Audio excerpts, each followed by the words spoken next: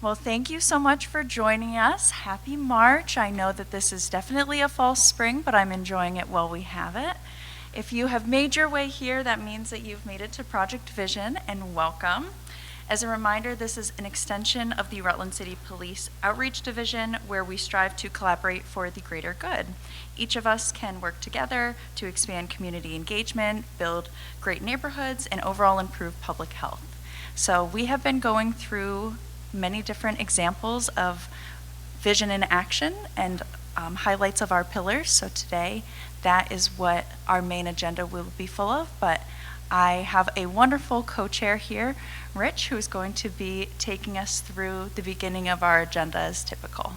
I'll be going around with a mic. Please feel free to speak as close to it as possible. It's easier for us to turn the volume down than it is to raise it. Okay, thank you. Welcome, everybody. I'm Rich Eckroat. I'm co-chair of Project Vision. I'm new, so this is my second meeting. Continue to bear with me. I appreciate that. And just like I'm new, I want to give the opportunity for anyone who's here for their first meeting to introduce themselves. Catherine has a mic, so if anybody is here for the first time, we have a hand up over here. Now I think the mic is live, and I didn't introduce myself. Hi, everyone. I'm Catherine Carter, and I'm one of your co-chairs. Hi, I am Desiree Stone Feliciano. I am the new executive assistant for the chief of police. All right, welcome. Welcome. Any other? Oh, there we go. Hi, I'm Amy Jameson, and I'm a new recovery coach at Turning Point. Welcome, Amy. Hi, I'm Ray Phillips. I'm a housing coordinator for Vermont Foundation of Recovery for the Men's Home in Rutland. Welcome, Ray. I snuck around you.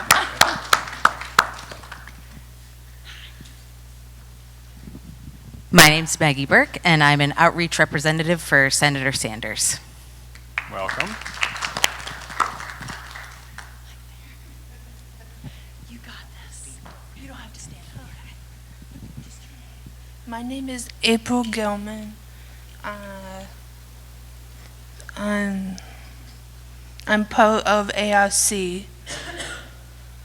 I am a part of Action Club. And it's a wonderful place to be at.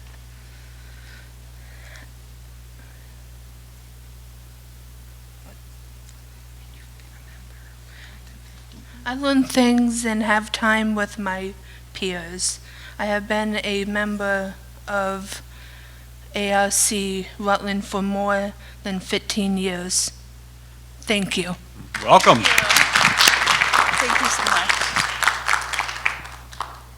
Oh, I see one more making my way. I'm getting my steps in. Hi, my name is Myra Alford. I am the office manager and events coordinator for Rutland County Parent Child Center. Welcome. Thank you so much, everyone. Anybody else? Any newcomers that would like to introduce them? We have a hand in the back. Oh, I'm making my way to you. More steps. I'm charting them. Hi, everybody. My name is Alex Figueroa. I'm the new Director of Quality Assurance and Compliance with Community Care Network. Welcome, Alex. Thank you so much. All right. Thank you, everybody. Normally, we would move into the mayor's remarks, but it sounds like he's not going to be able to make it today, but we have an assurance from Mayor Donahue that he'll be here going forward, which is outstanding. So maybe next month we'll get to hear some mayor's remarks. With that said, I'll move on to Chief Prouty for the chief's remarks.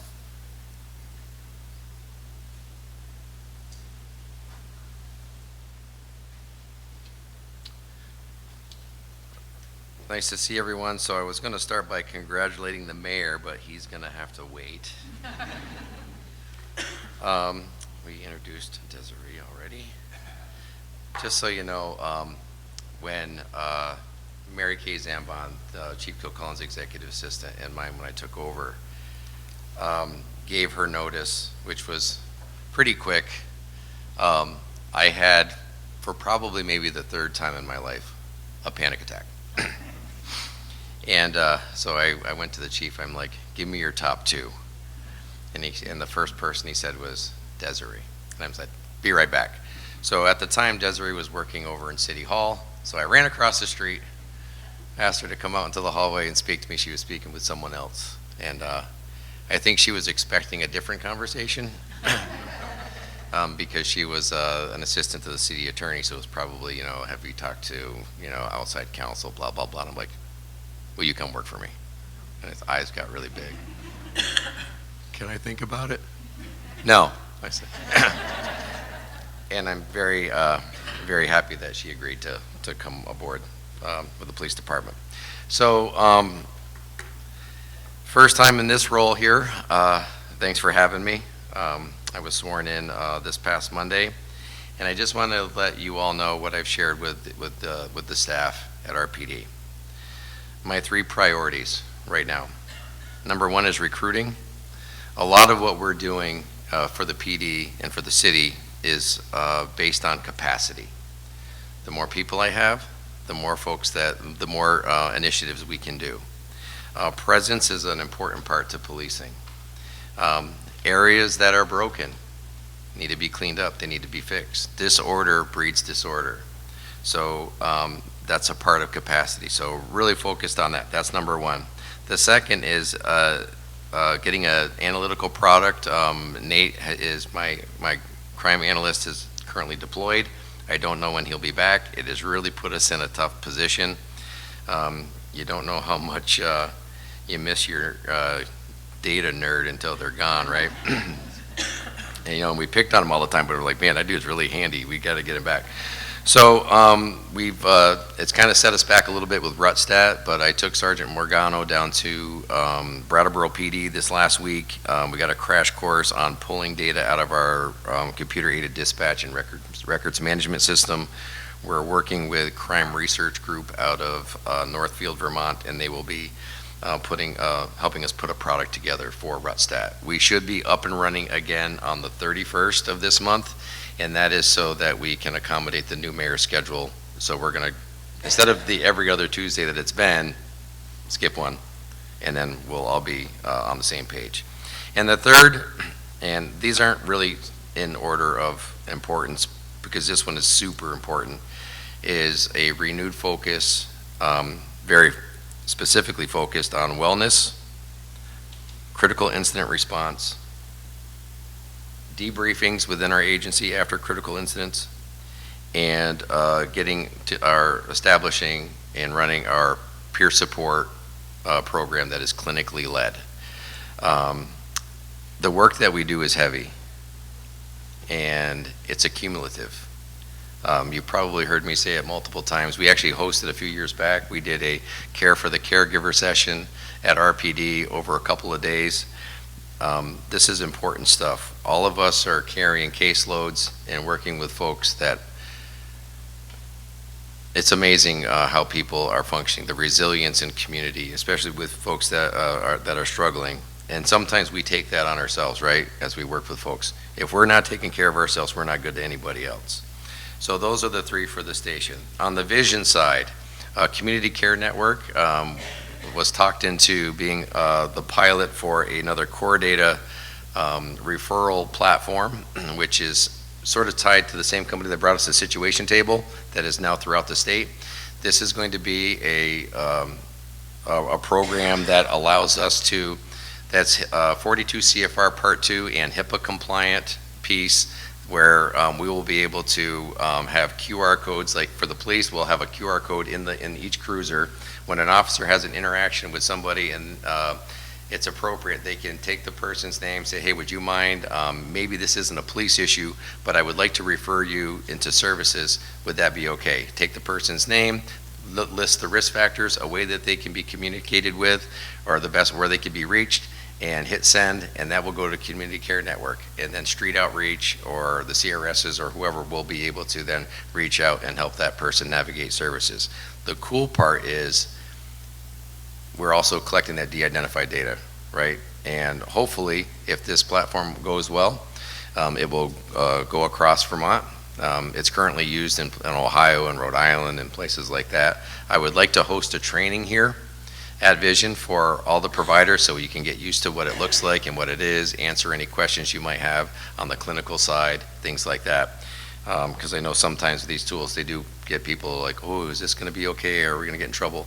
Again, in Ohio, I know it's a hospital that actually hosts the site, so there's nothing new under the sun. It's pretty cool. We just got to get it up and running. The second thing on the Vision side is we are supporting the accountability court. So many of you probably heard on the news, it was brought into Burlington to help with the issues that were going on up there. Governor Scott supported this effort to help with the backload of cases in Chittenden County. So Rutland PD is part of a stakeholder group in community, and that stakeholder group really wanted accountability court to come to Rutland after it completed in Chittenden County. So Governor Scott did commit to that, and we're going to do everything we can logistically to help that be successful.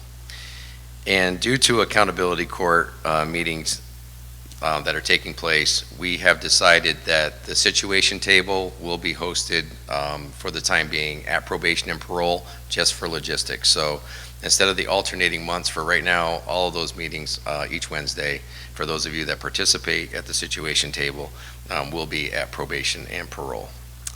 And the last thing, ARC. Tia, you guys have a training coming up for law enforcement at Fairhaven PD in the near future? And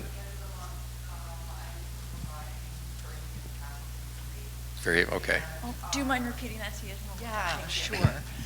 So there are two important parts to ARC, among other things, and that is our self-advocates group and our action club, which April mentioned. She's actually a member of both.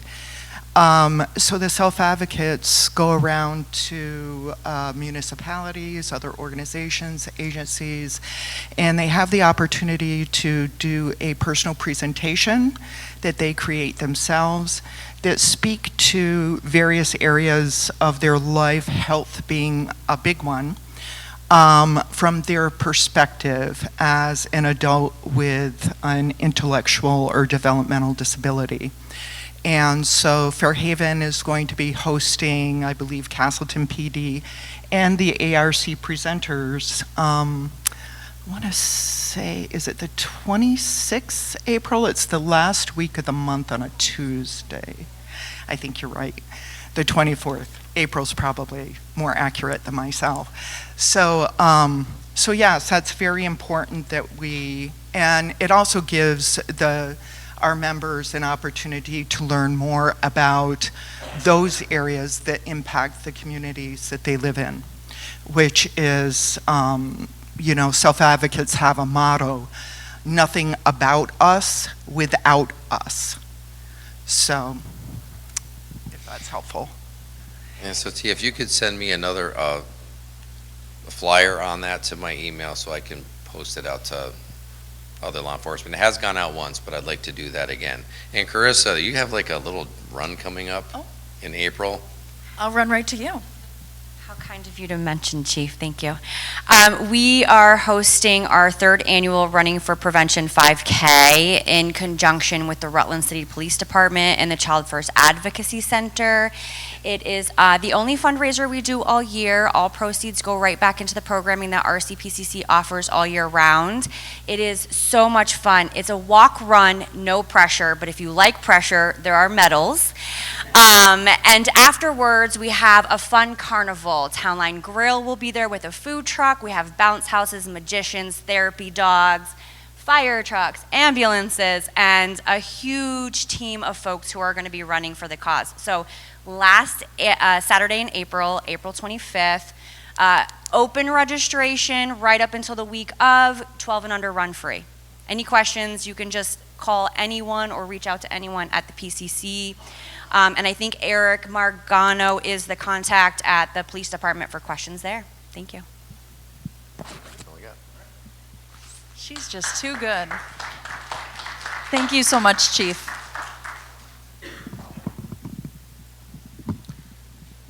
All right, before we get on to our pillar highlight, does anybody have any general announcements from the group?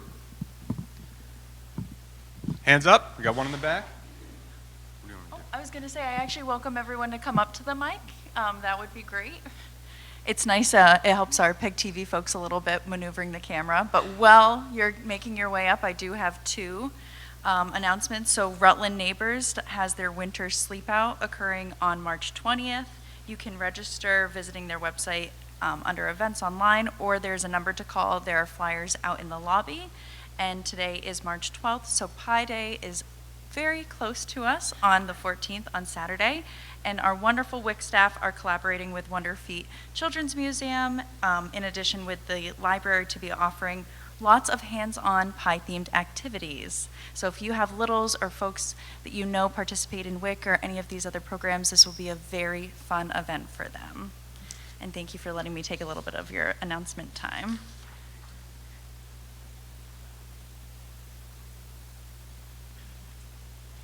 Hey everyone, happy Women's History Month for March.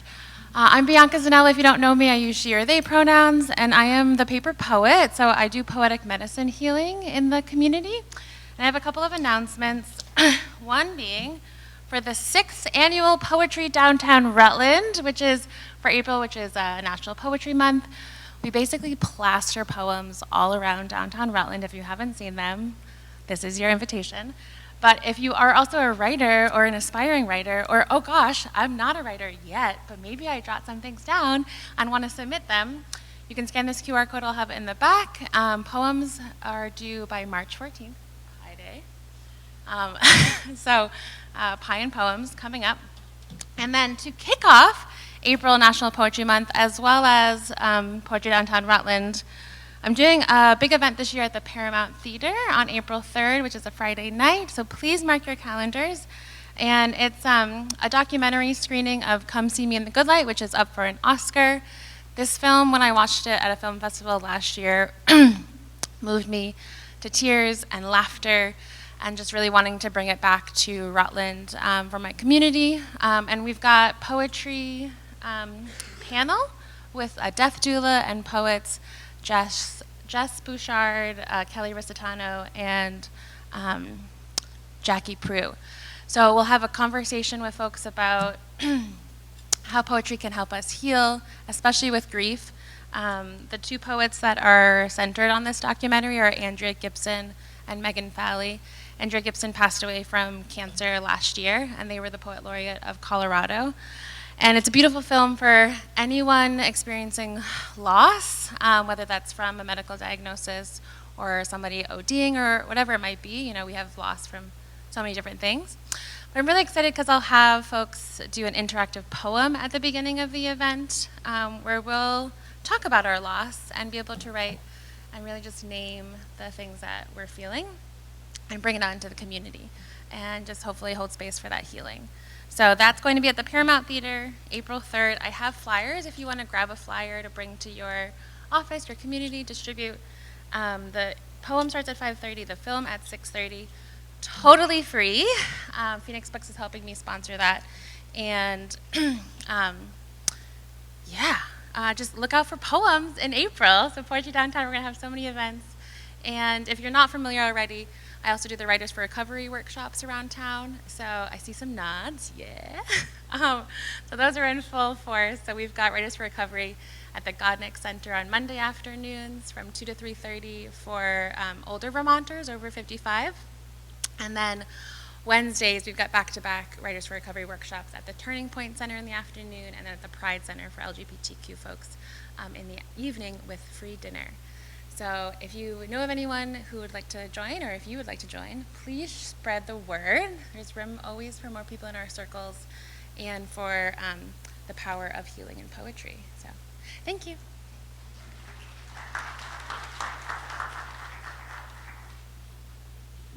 Any other announcements from anyone in the group? I see no hands. Should I introduce our speaker? Oh, it's me. Okay. I'm going to take this off because I'm not going to stand still. All right, real quick. I'm Rich Eckroat, co-chair of Project Vision, district manager of Rutland Probation and Parole, and chair of the Rutland Situation Table, which I'm so proud of. Real quick story, how I became the chair. went to a training about a year ago together. There was about 60 of us in the room, and on the second day of the training, they were wrapping it up, and they said, okay, who wants to run this for Rutland County? And one person had their hand up. Can anyone guess who that was? Not me. Chief Prouty. And I said, oh man, he's got his hands in a lot already. So I'm watching this thing in action over a 2-day training and saying, yeah, this works. Like this is actually something that's going to be effective for our community. So my hand went up, and I'm so glad I put my hand up. I get to be the face of this thing, of the situation table for Rutland County, but and there's some of you out there, and I'm going to make you stand up later, just so you know. The providers are doing the work. You're amazing. It's amazing. I'm going to talk a little bit about their amazing work today. So if you want to give me the first slide. So we did present on this shortly, 10 months ago at Project Vision, but we hadn't really had our footing yet. So I kind of want to give you a refresher about what the situation table actually is.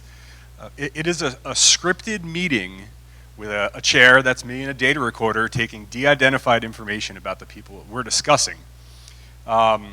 We get referrals for people that are in acutely elevated risk, which means they have a composite level of issues that are emerging, and they cross multiple sectors: mental health, justice issues, housing, things like that. So we get these referrals coming from law enforcement, from the hospital, from schools, from doctors, from probation and parole staff.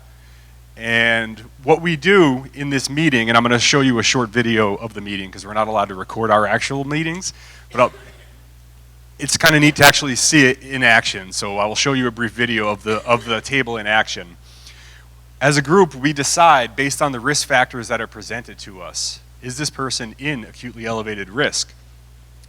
And is that acutely elevated risk crossing several sectors? Meaning, is it more than just a housing issue that's at risk here? Is it more than just a mental health issue? Is it more than substance use? Yes? Okay, we can move on. Once we've figured out what their risks are identified as, we put a team together based on those risks and who we have available at the situation table itself. Once that team is established, they meet, and within the 24 to 48 hours, they're taking action to make contact with the individual or family to try and reduce their acutely elevated risk. This is the magic in this right here. The collaboration at the table is amazing. We come up with a plan, but that action step is where it's different, where it's different from all these other meetings that we attend in human services. This is where the action happens, is that contact within 24 to 48 hours. Can you give me a slide? Thank you. So here's a list of some of, but not all of the participating agencies, because I couldn't fit them all and have it still be viewable for you. So Rutland City Police Department, big part of this. Taylor, you're here. You do an outstanding job in your role at the situation table. Probation and parole is involved, DCF. We have the hospital, Turning Point, Cornerstone, West Ridge. I'm not going to list them all off because you can see them, but what this is a representation of dedication to this community. We have agencies there that are focused on addressing substance use, housing, mental health, general health, basic needs, pretty much everything that you can cover, we try to cover. We try to have available at the table. So this is just a list of the people that you would actually see at the table should you come to a situation table meeting. So this is how this actually works. And again, I'm going to show you this, a brief video of it to clear up any confusion. It's a 4-filter process, which at first when I was learning this, I was like, why are we using filters? What is this? But it's a 4-filter process, and it's very simple. The first filter takes place outside of the room, outside of the table. This is the individual agency screening. This is the ER nurse who says, I've seen this person 3 times in the last 72 hours, and they're getting worse each time. Their mental health is declining. Their physical health is declining. They're homeless. So this is the boots on the ground, recognizing that we have somebody who maybe could be an acutely elevated risk. They take that individual, they get their consent, they fill out a referral, they send it to the situation table. At the table, we take it and we talk about their risk factors. We get a brief narrative about them, and we talk about their risk factors. That's filter 2, determining if they are indeed in acutely elevated risk. And then once we have determined that they're in acutely elevated risk, we move on to filter 3. We have a limited disclosure about the individual or family with their consent. We'll talk about their name, their last address. And then we say, does anybody recognize this individual or family that we're talking about? And most of the time, hands go up because somebody in that room is already working with them, but they're not aware that someone else in that room is already working with them. Once we figure out who's already working with them, they're pretty much automatically going to be on the filter 4 team. And then we take anybody else who's in that room who can address their risk factors, and they go on that, what we call the filter 4 team. This is the final filter. This is where the real work happens. Filter 4 is outreach and engagement. This can look like a lot of different things. It can look like physically going to the individual's house or apartment and knocking on their door and saying, hey, we're here, part of this situation table, we have these services, this is who we are, this is what we can do, we want to help. This can look like literally meeting them where they're at. I don't want you to come to my house. That's fine. We don't have to come to your house. Meet me downtown. Will you talk to us downtown? That's great, anywhere. All we want to do is make that engagement with them and say, here we are. We understand that you have these things going on in your life. We are the people to try and help you with that. And that's filter 4. So then the following week, after the team has made contact with this individual or family, they report back out on what got done. And if in that week we've been able to address all of their needs and reduce their acutely elevated risk in 1 week, we'll close them out and we'll move on to the next situation. That happens. We're sometimes able to close out a situation in 1 week. Others need more intense work, and we'll keep a situation open for 2 or 3 weeks or more until we've reduced their acutely elevated risk to a level that we're comfortable with. So again, this is filter 4. First filter starts outside of the table. This is the boots on the ground, making contact with the individual or family, deciding, I think we need to refer them to the situation table. Number 2 is us at the table actually determining if they have the level of risk to intervene. And then 3 is the limited disclosure of who they are. And 4 is that final, actually us going out and saying, hey, here we are, this is who we are, and this is what we do. Can you give me the next slide? So that's us. That's everybody, more or less. For a group photo at the situation table last month, we celebrated our just shy of a year anniversary. I want to show you a very brief video right now, which it shows the table in action. Again, I wish this could be us, but it's not. So go ahead. Filter 1 happens away from the table. At Filter 1, an agency identifies an individual or a family who fit the criteria of acutely elevated risk, which is the standard that we would need to move forward to Filter 3. Does anyone have any upcoming events or training events that they want to share with the group?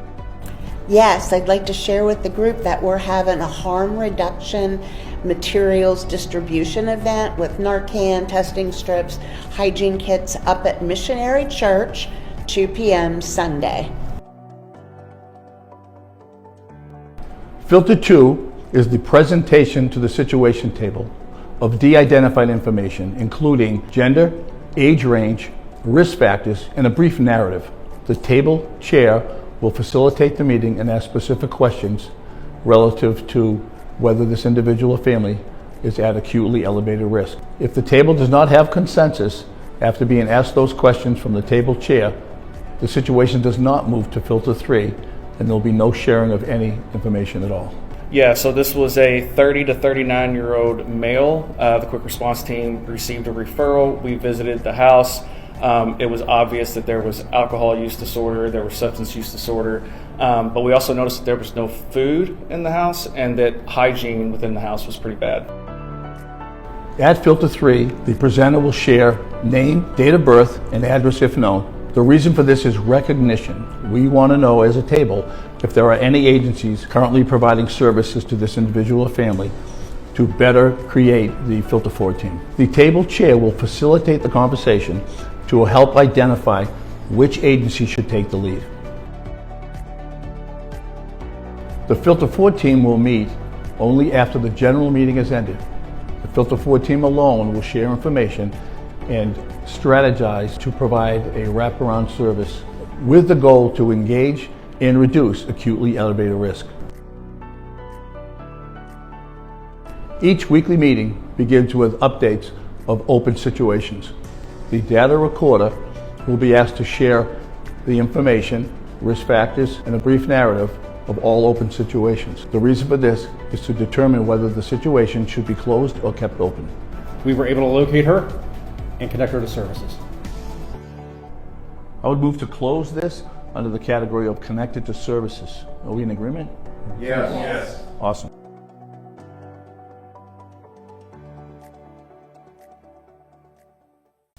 All right, so real brief video, but that shows how the table works. It's very structured. It's very scripted, which is my favorite part of it because we can't really go off track. It's very easy for me to do.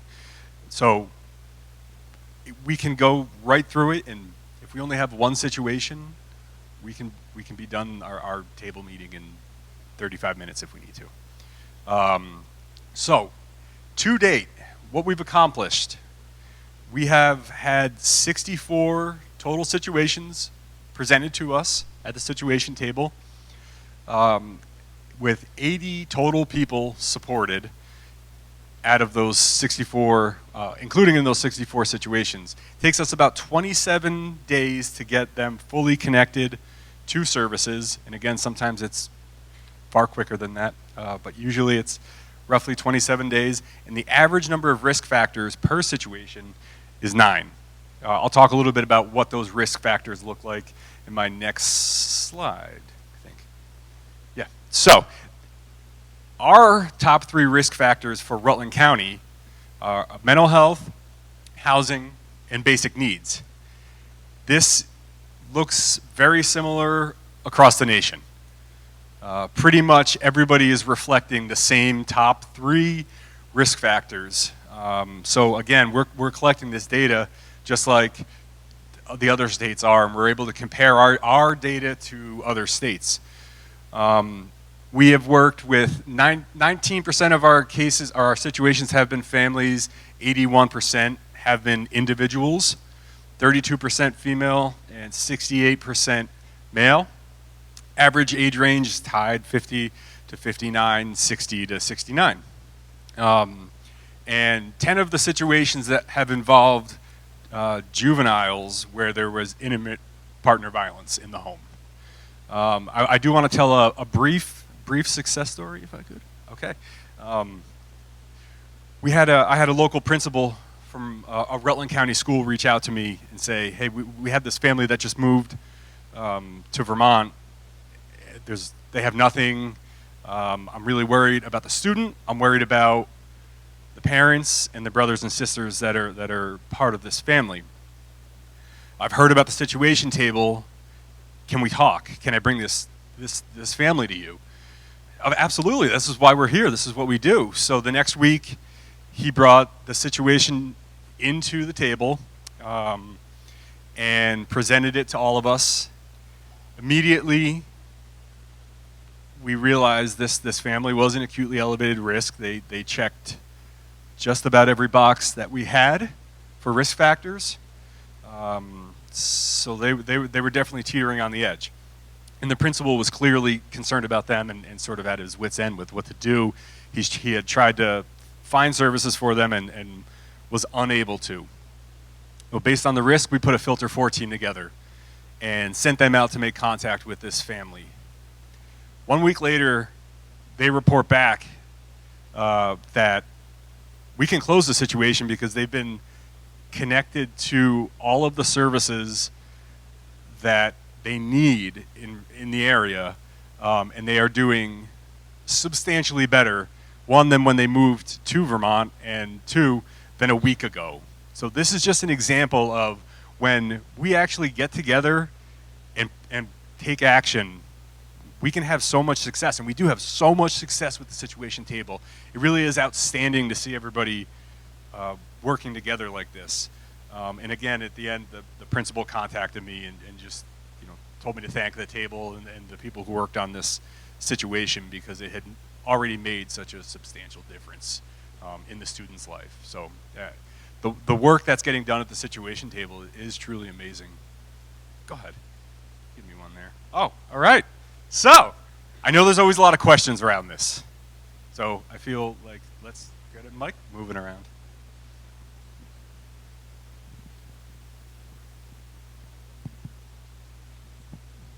I'm just curious, where did the bulk of your referrals come from?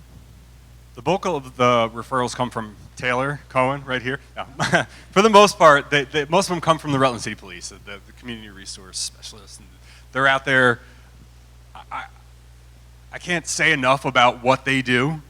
They bring so many referrals in for us, but then they're also the ones doing the work. It really is amazing. And because of the way their position moves, they can sort of they can be out in the street and they can go find people and they can say, hey, we're here to help. They're amazing. So the bulk of them come from the city police and then Rutland Regional Medical Center. Other questions? Oh, we have one here from Mr. Sansick. Rich, how often does the data reflect of folks that you'll see more than once within the last year that they're coming up to the table? I'm just curious as to how often that. You asking how many times we have a repeat, somebody comes through? Yeah, we've had a few of those, and I don't know the number off the top of my head. You're my data recorder. Do you know? Less than 10, yeah, definitely. I would say maybe less than 5, but definitely. So one of the things about the situation table, thank you, Adam, is that just because we close somebody out because we reduce their acutely elevated risk doesn't mean we can't reopen them a week or 2 weeks or 3 months later. There's no saying no. If you're in acutely elevated risk, there's no saying no. So if we've had that, we've had people that we've closed and a few months later we're reopening them. Go ahead.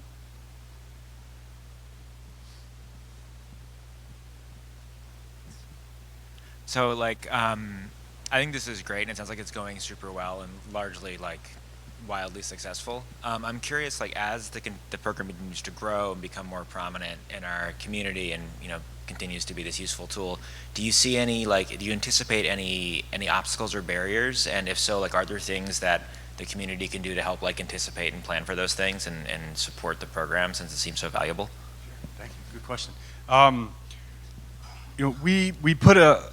We try to make sure, do a lot of outreach to try to make sure we have everybody at the table that needs to be there. And then we have this whole Rolodex of people that can help but don't necessarily need to be at the table. So I am, myself, Chief Prouty, always doing sort of outreach to say, maybe we do need this agency at the table or department or whoever. I know we struggle with, just like everywhere, we're struggling with housing options. And certainly if anybody has any creative ideas around that, we would love to hear them. But overall, who we have at the table right now is outstanding, and we're always just making sure, reassess, step back, look, do we have everyone we need? Is there anyone we're missing? And we say that to her.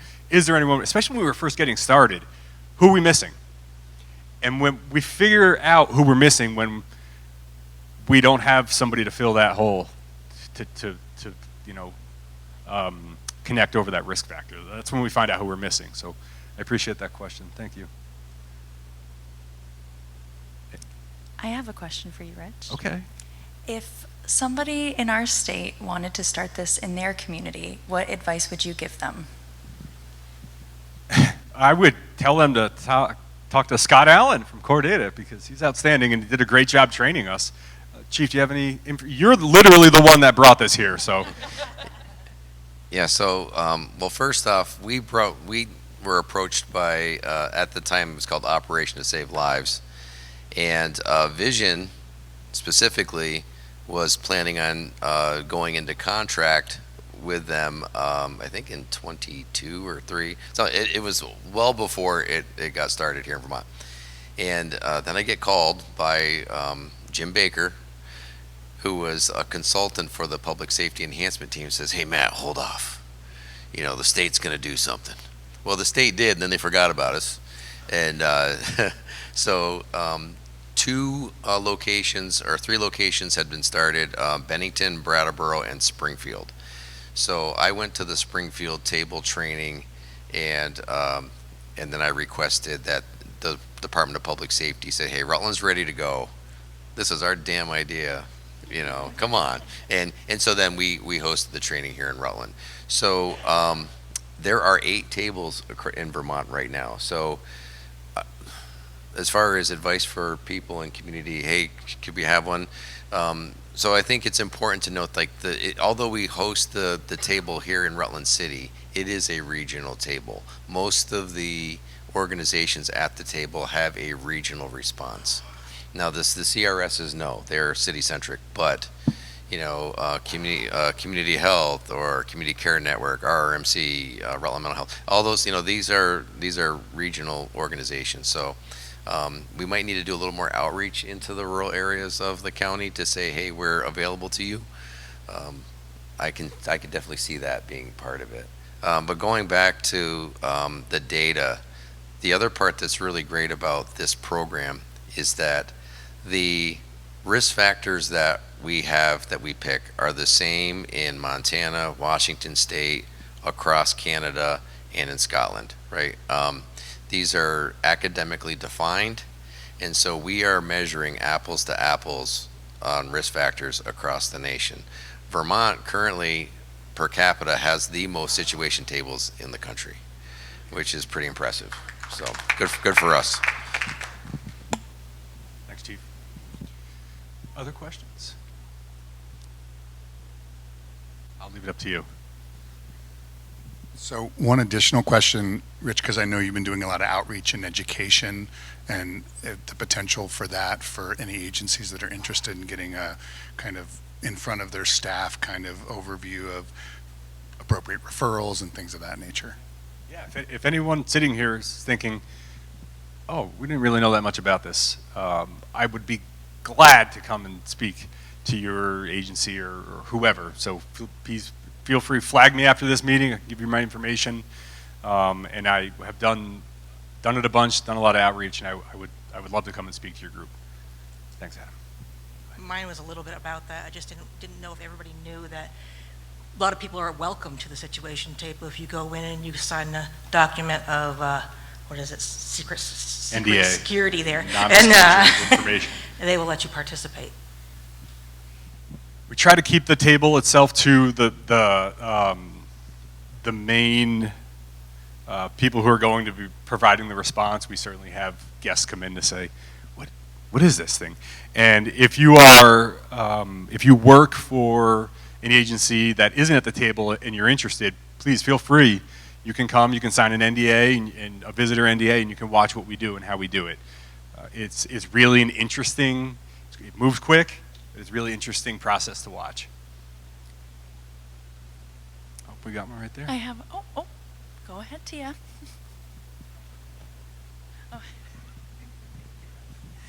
I'm just curious too, you say that, so right now I would imagine the bulk of the folks you're helping are from the immediate Rutland area.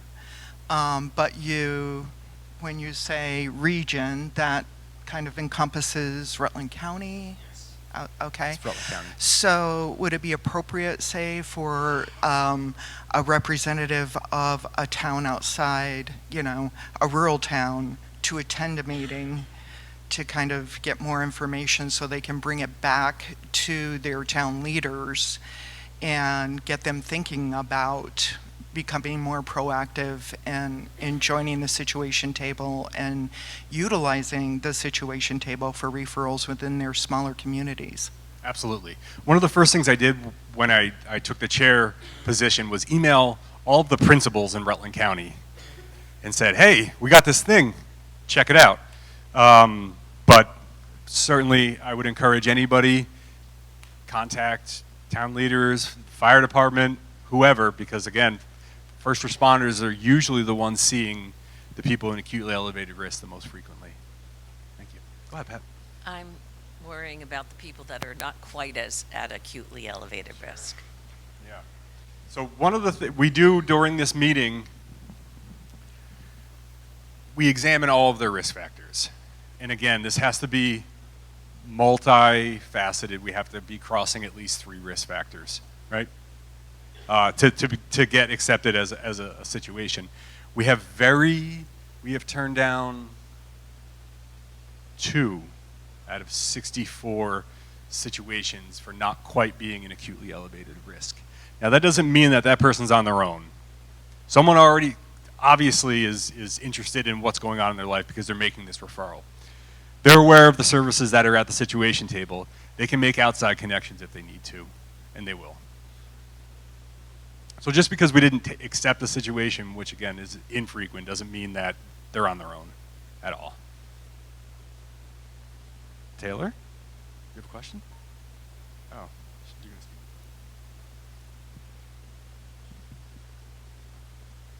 I'm Taylor. I'm a CRS of Rutland City Police Department, and I'm also the data reporter, and sometimes the co-chair when somebody has sick kids. But the only 2 times we've ever rejected a case is when both of those individuals had every service already at the table, and the person who had brought them forward just wasn't aware of the extent of the amount of services they had.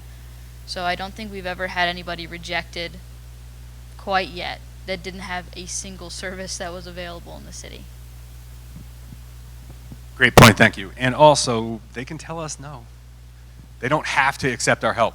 That's one of the things. And every once in a while, somebody will say, I'm not interested, or we just won't be able to locate them, which is kind of the meh feeling of the situation table when they don't want the help or we can't find them. So we plan during those things. If anybody sees this individual, stop them and see if they're still interested. So it's a lot of eyes in the community. Other questions? I have a question regarding referrals. Okay. That's been mentioned a lot. I'd love to see a show of hands of any agencies in here that have put in a referral to the situation table, if you're comfortable. A couple hands popping Okay, up. I see a few. There they are. There they are. Okay. All righty. And could you just speak to that referral process, Rich? What does that look like? Is it online? Is it a physical form? Is it verbal? It is a physical form, and it's a pretty simple form to fill out. It's all de-identified information. We're tracking their demographics and their risk factors. We do try to get consent from them during that initial meeting. Whoever's making the referral tries to get consent. This is also something that we can get afterwards if we need to. And for the most part, referrals come from the delegates that are at the table. They can bring them for somebody in their agency, which again, this is why it's important.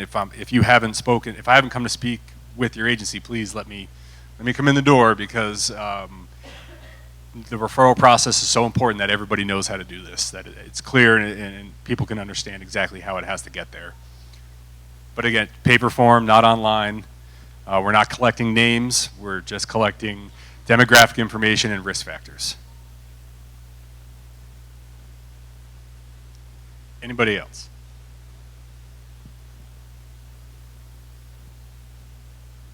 What do you think? No more hands. It's time for pizza. Oh, thank you. I also want to say thank you, Rich, for this wonderful information. We greatly appreciate your time and expertise and you jumping into that co-chair role, and for Taylor filling in for that co-chair role and data recorder. We greatly appreciate all of you joining us and your time here today. Domino's has wonderfully provided us 14 pizzas out in the lobby for you. Please connect with one another, grab a slice or 2. And my wonderful co-chair reminded me, please, please, please tell us how we're doing. We love your feedback. We're super open to it. And we want to continue to make these very engaging and informative and something you enjoy coming to. So I will be placing the QR code in the back. We'll also be sharing it out on the listserv and on our Facebook page. We are happy to hear from you and looking forward to seeing you next month. Thanks so much for joining. Thanks, everyone.